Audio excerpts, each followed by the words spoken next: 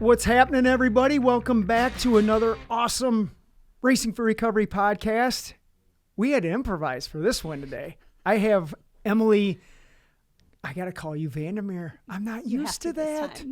Oh, man. Emily VanderMeer is here, Racing for Recovery employee and awesome person. I'm glad you're doing this. This is going to be cool. How are you? Nervous. Why? Because I'm not asking the questions. Oh. Well, you can ask me something if you want. You don't have to, but I'm going to start with this. How does it feel to be alive? Free, bliss, peaceful, grateful, and just present. How did you find us? Yeah, so that's kind of a funny story.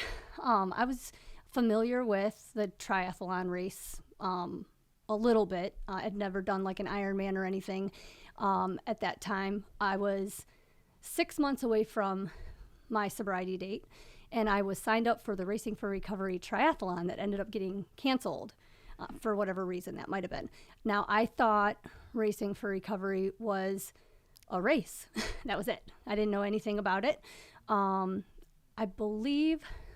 I think I had earned myself 2 DUIs between where at that point, and I was doing races, but it didn't mean anything the way it does now in my sobriety, and that was the first time I'd heard the name Racing for Recovery, but I didn't think anything of it at that time. And then on November 14th, I woke up with my 3rd DUI. And I knew I was done and hadn't looked back. Well, I shouldn't say I hadn't looked back.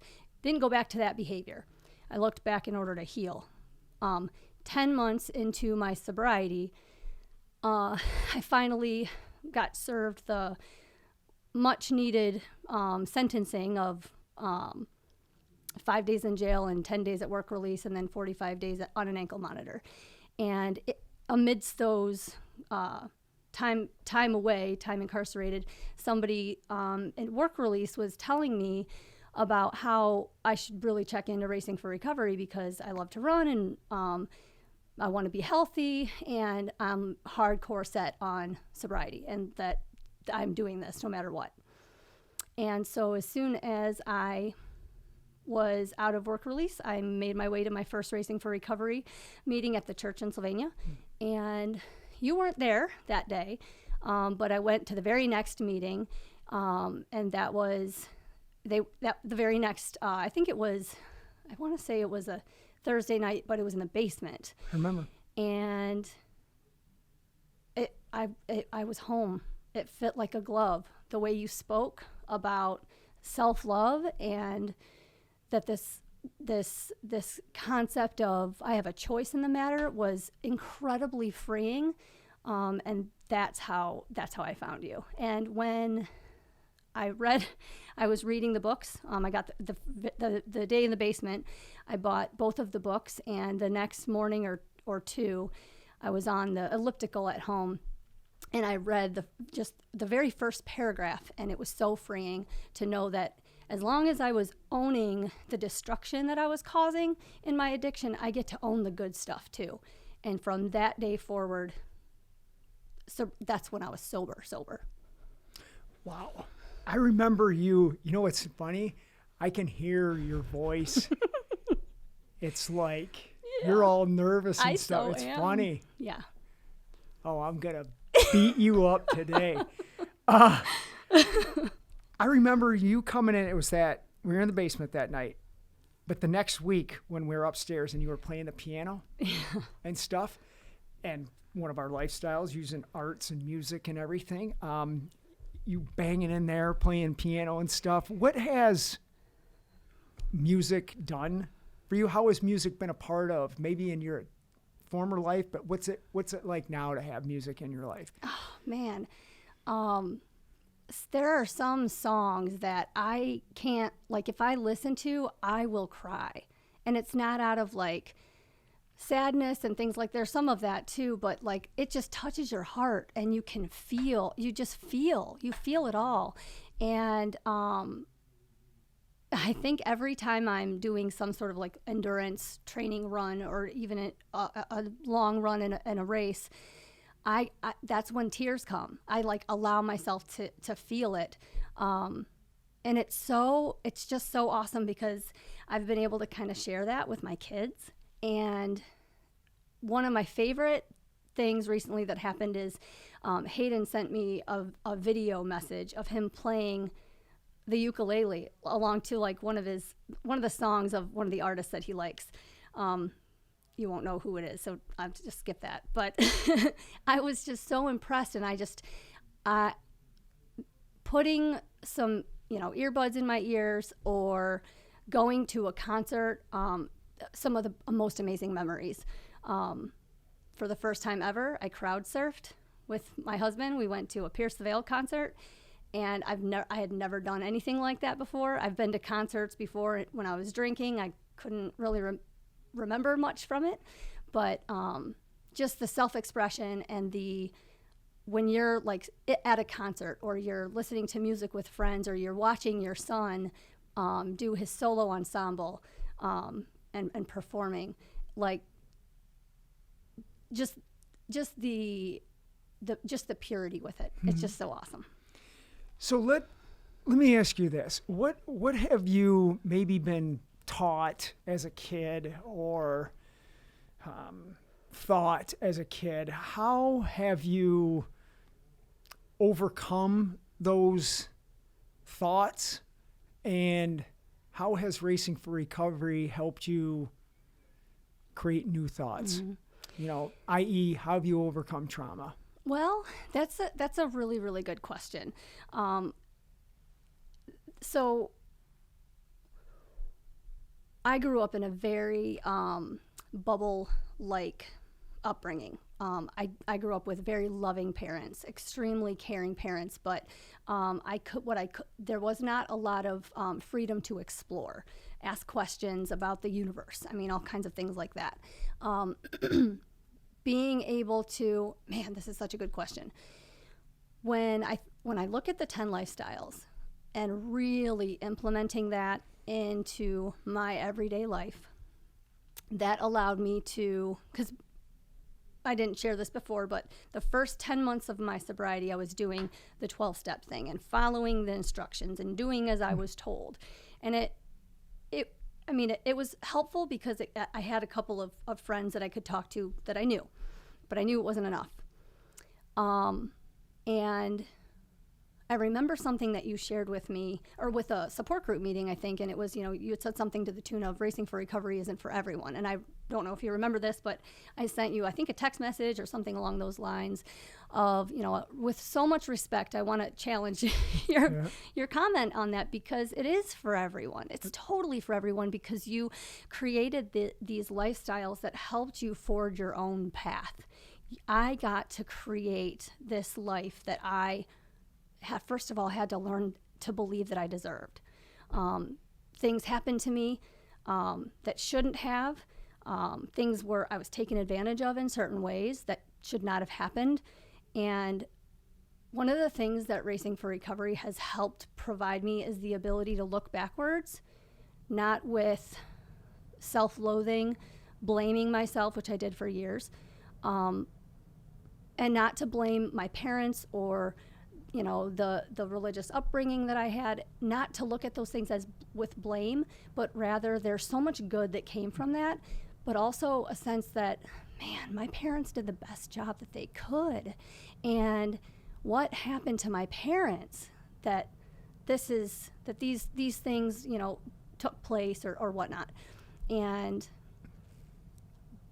just the freedom to create a life for my kids that gives them permission to question everything, especially things I'm telling them, because my job is to keep them safe. And if they're always safe, they're not going to get hurt. If they're always safe, they're not going to try new things. And I just want them to know that no matter who they are or what they become or what they decide to be passionate about, that they are unconditionally loved by me. You're doing a good job. and I'm guiding you through Yes, those thank questions. you. So here's another thing. How has all this stuff that you're talking about here, now that you're a licensed clinician, how are you now taking those benefits and helping other people see the same thing for themselves? Tell people what that's like to be able to take all this stuff now and transfer that into helping someone else do it. So this is something that you taught me, like you having the confidence to talk on things that, you know, the world, our society says, shh, we don't talk about that. And saying it out loud, like you battled an addiction, you dealt with suicidal thoughts, you know, these things that are hushed, you have helped pave the way for me to be able to do the same thing for myself.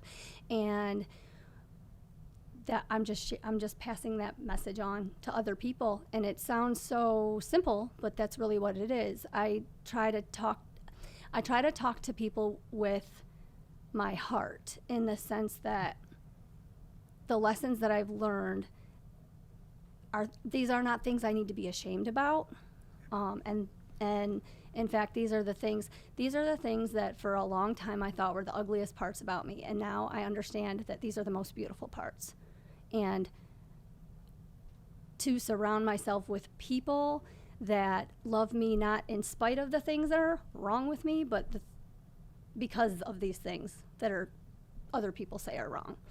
And that's my wish, is that if anybody has been given some sort of belief system about themselves, whether it be religious or cultural or whatever, the way they look about themselves, whatever they think that they are, that is true about them, question it, because maybe that's not your story after all. Maybe that was a story that was given to you. I have a lot of stories that was given to me, and as I continue to stay sober, I'm learning new ones every day, from the people I get to work with, that I have the privilege to get to work with here. It's interesting the way you're talking. I think of somebody who's coming into our program. I don't like saying program. Who's coming into Racing for Recovery. That's not the norm. You come into it like rehab, and you're told what to do. You're told what to think. You're talking just about this negative stuff. No one's uncovering the reasons why you're doing this, and there's no real path to freedom. And as you're talking here today, listening to you, I think of how freeing your life is now. Did you ever think in that first meeting in the basement that you would be such an integral part of what we do here? I knew I felt at home, that I belonged rather than fitting in. I belonged. If you were to tell me, 6 years and some change, that I would have earned a master's degree, 2 licenses, and was going to be a therapist here for Racing for Recovery, I'd be like, these guys are still smoking crack. Right? Nope. I would never even, I would even go as far as to say even a month later. It really started to come to life when you asked me to help develop the run walk meeting we have at Wildwood. Mm-hmm. And I remember the first meeting, it was me, you, and Matt, and snow up to my knees, and you guys were like bullets. I'm like, where did they go? And then, it just kind of no pun intended, but snowballed from there. And getting to participate and help out with support group meetings, and make my mistakes along the way, to which you helped me see really just a ton of life lessons that helped me again belong. I never had to put away any part of me in order to be here. The weirder the better. Absolutely. Well, I'm going to give you some kudos, because I think of the Cleveland book and what Margaret has done with respect to turning our Cleveland book into an IOP program, which really has been the catalyst of everything we're doing out here at our facility. But you developed the workbook to go along with that, and now you're almost done with the new workbook for choices and consequences. But those are the things that you've done. I didn't do them. I had no idea that we could do those things. So how has it been for you to just use you and your brain and everything you're learning here and turn that into tangible things that are now people are using that workbook every day in here? Yeah, it's kind of cool.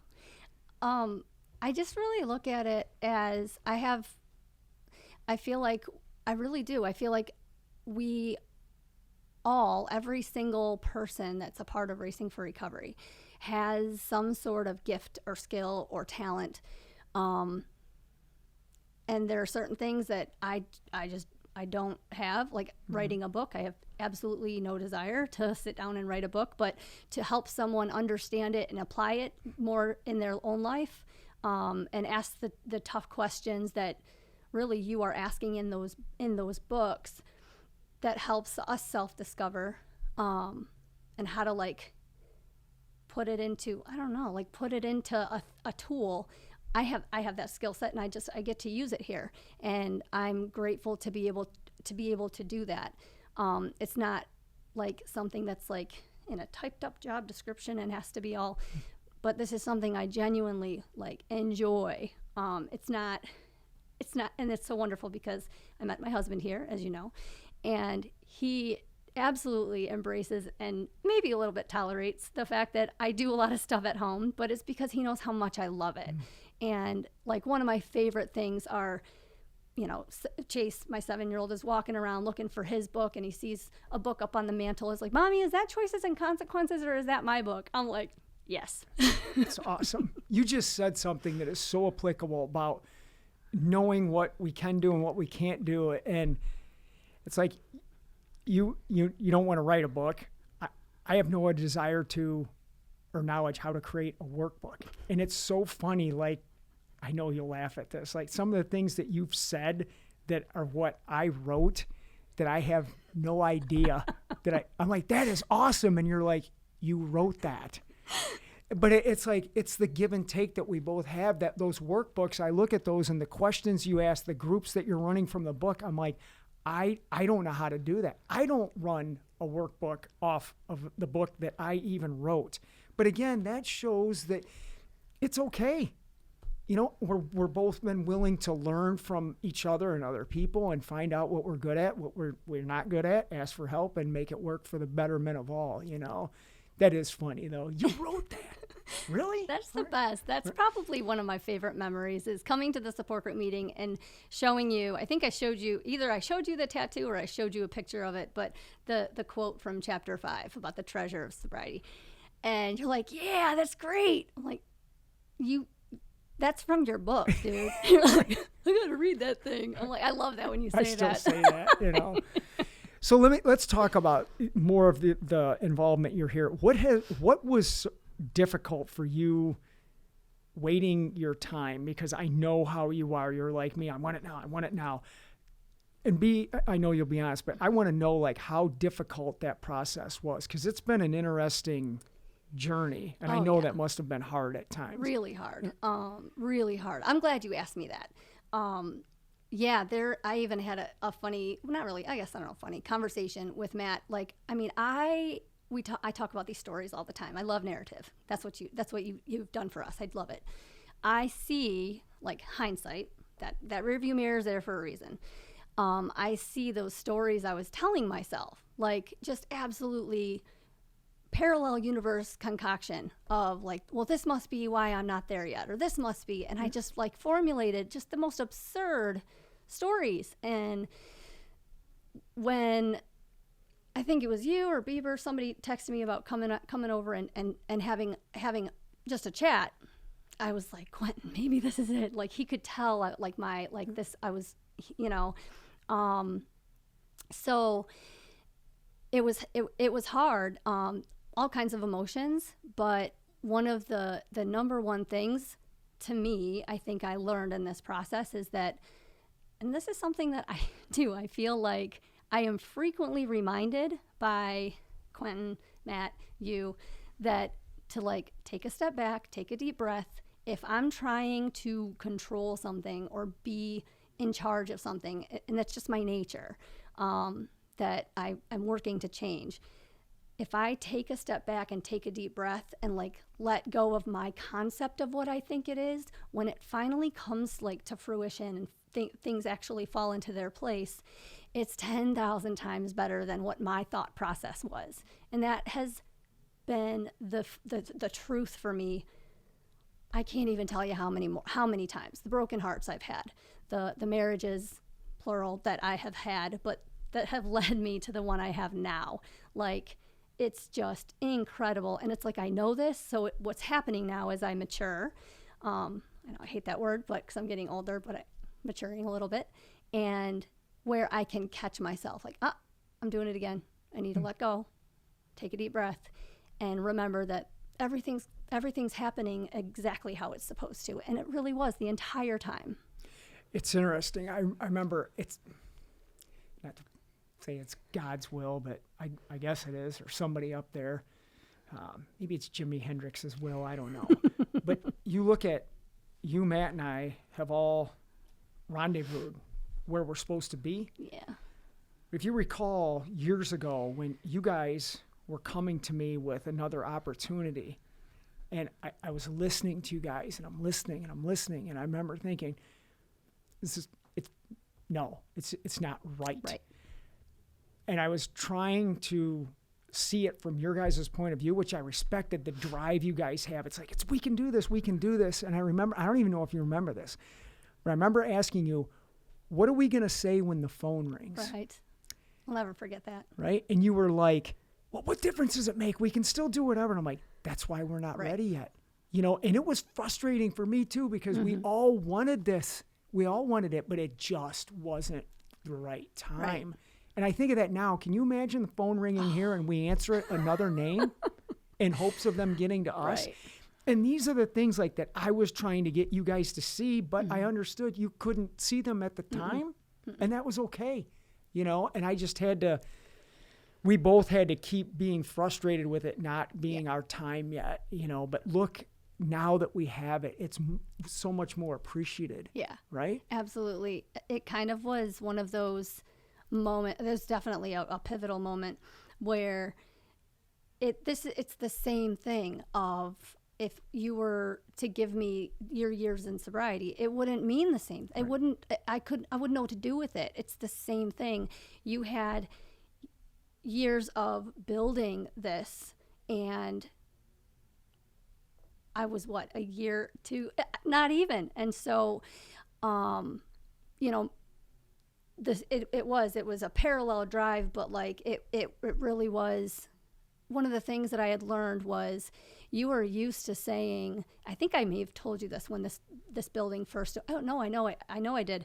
I sent you a sort of a long text message. I sort of do that to you, send you novels of text messages. And it was the day after the very first support group meeting in this building. And I just, it's weird to say I'm proud of you, but I think I said something to that tune, and it was for accepting all the no's that you've had, that you've accepted all the way up until this point, and how many no's that you also told other people. And that is patience. And someone I always say I don't have any patience. And that's one thing I really struggle with. But one person recently challenged me when I said, I have no patience, joking around, maybe to a client that said that they needed help with this. And she said, well, if you can run 100 miles, you have patience. And I'm like, I guess that's kind of true. She said, you have patience with the things you choose to have patience with. And I'm like, there's that word again, choice. Well, and again, being open-minded to learn from others. People, and I don't like calling them clients, the people that we're fortunate enough to work with, they're coming in for our help. But some of the times the most profound things that we here as a staff learn come from them. Yeah, absolutely. Some of the ideas, look at the painting stuff that you're doing with people. That wasn't our idea. That came from people who were coming in here. Talk about that, the painting group you're doing. What's that like? That has been incredible. I think without fail, when a person comes into that art group for the first time ever, every single time, almost right on cue. I can't draw. I'm not an artist. I'm not creative. Every single time I hear that. And so I kindly remind them, well, number one, this isn't a class. I don't know anything about art other than this is an expression of yourself. So frankly, you're the only one that can do you. So put it on the canvas. And it's just that freedom to put how they feel, maybe a quote. Some incredible things have come out of our awesome people here and put on canvases. And I'm really I've got a really awesome collection so far. When we set up the art wall, it's going to be fantastic. Yeah, we got to get them up. I think remember when you were talking about Tim, who had the confidence to start painting and was expressing, I don't know if I should do this. And then he did it, and how cathartic it was for him, and how many other people like, wow, dude, that's awesome. Yeah. And, you know, I took Kelsey with me to a talk that I did, you know, and she had a backpack full of all of her art stuff. And I'm like, that's incredible. Good. Don't listen to me. Paint something while I'm up there. You know, I love that stuff. Where do you see us going?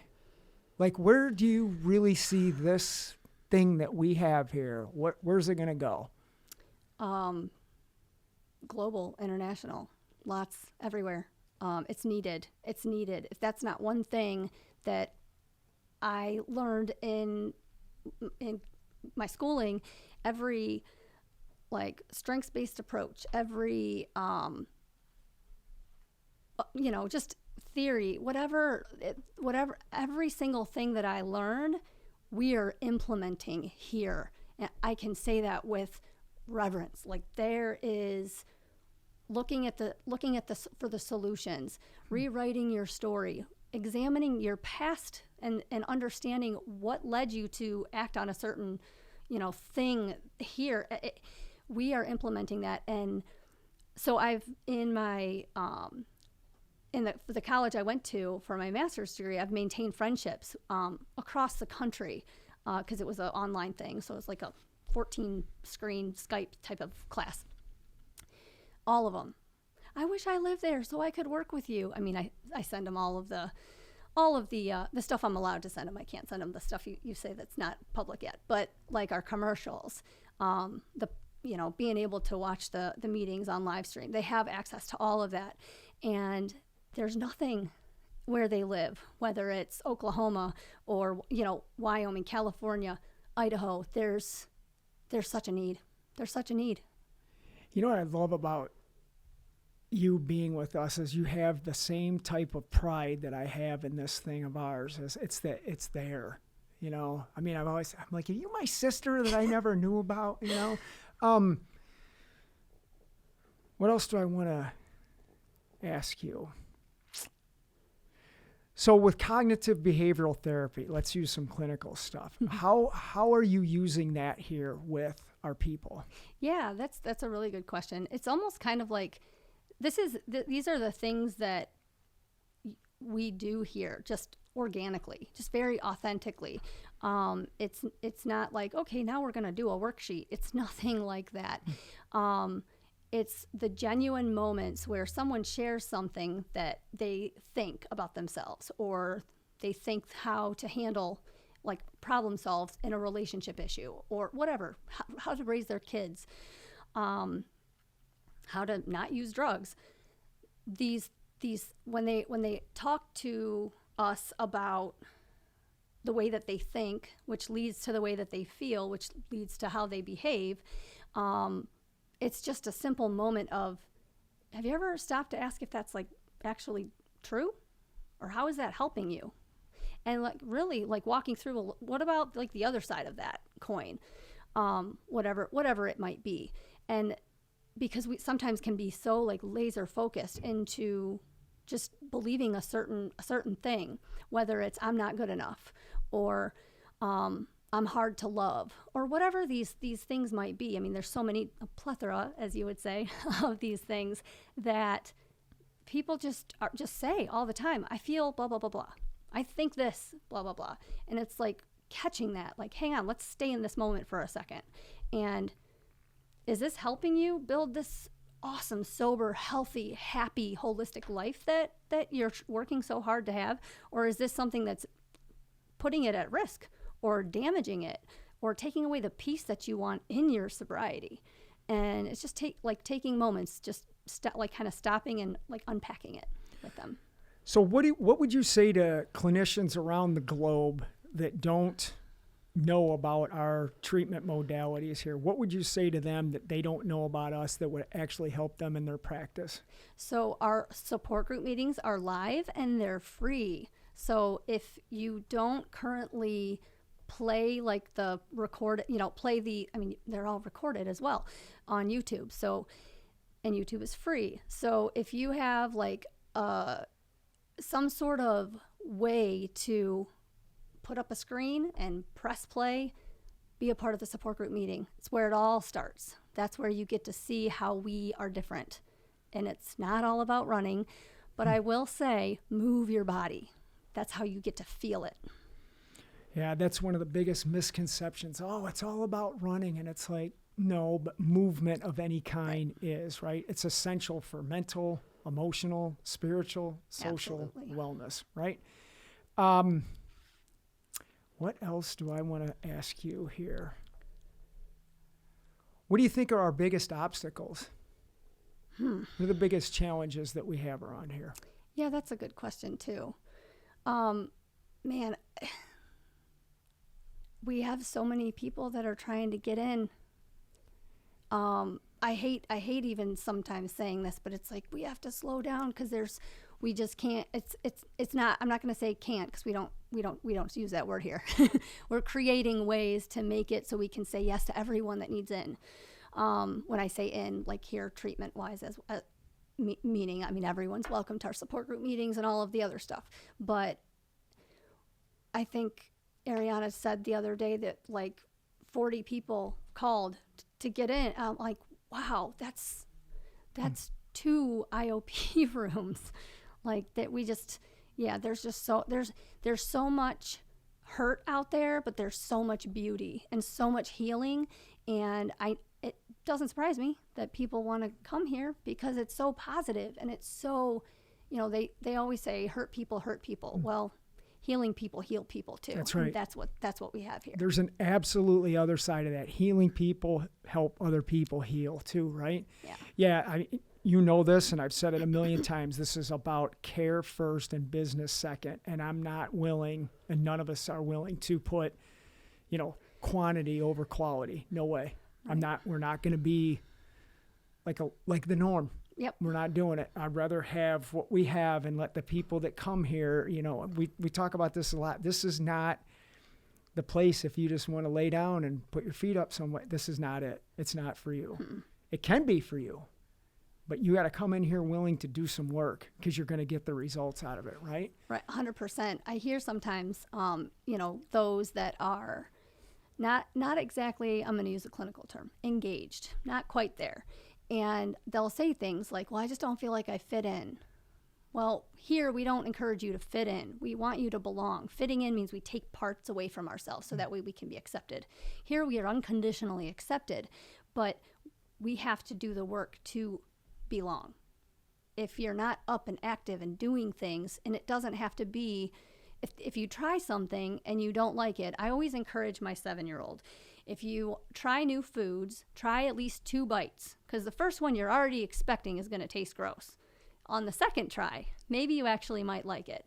So try something, but try it twice. If you didn't like swimming for the first time, well, did you decide that before you jumped in the pool? Same thing, and it's not just all about the exercise as well. We have a music room, we have art.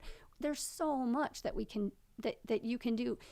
If someone says they're bored, I'm like, don't say that around me. Right. I'm going to make you go run with me. What is that? Bored? Yeah. I mean, how can you be bored around here? Yeah. What else do you want to talk about? Is there anything on your mind that you want to discuss that we haven't covered? I mean, anytime I have the opportunity to get you and ask you a question, I always want to learn like how I can help grow, how I can help just be that much more effective or productive. What would you say is like one thing that like I could do a little bit better or even improve on? There's nothing. I mean, some of the things, I guess this is relevant to, this is called support. I think of the things you text me and are teaching me or the things you're willing to do that I don't necessarily want to do anymore because I'm doing other things. That is the biggest relief. I mean, we've known each other a long time. I did everything with this for so long, and it was wearing on me. And now it's like, I don't have to do those things. You and Matt say this to me all the time now. It's like, you can do whatever I want. And I still have a hard time grasping that, but I got to thank you and Matt because it's so relieving that I don't have to do a lot of stuff, that I can just do this. I mean, I did a speaking engagement today and I'm doing 4 podcasts and IOP and then running a support group meeting. That's not work. I don't, you know what I mean? I don't have to do stuff, and I don't worry about what you guys are doing. I'm confident in what you guys are doing. I'm appreciative of what you guys are doing, and we're going to build this Racing for Recovery thing the right way, productively, to help more people. And I'm just thankful for what you're doing. That's awesome. You know? Yeah, I like when Matt and I will sometimes say, like, does Nicky Six worry about this? No, he's got people to do that That's for right. him. Right? Using the Motley Crue reference, right? Well, let's talk about them. Like, you, Matt, and I went to see them before, and now we're going to go again this summer. How do you look at us going down there to see those guys again this summer, taking some of our clients and stuff, I thought about right? this. This is such a cool thing. I can't even I can put it into words. I always can put things into words. The first time I was the big eyes, like, you know, like, oh my gosh, like, and the whole, like, what Tommy did on the upside down roll, like, what? It was just mind blowing. And to be able to experience that with both you and Matt was out of this world. I am so looking forward to seeing the big eyes we're taking with us.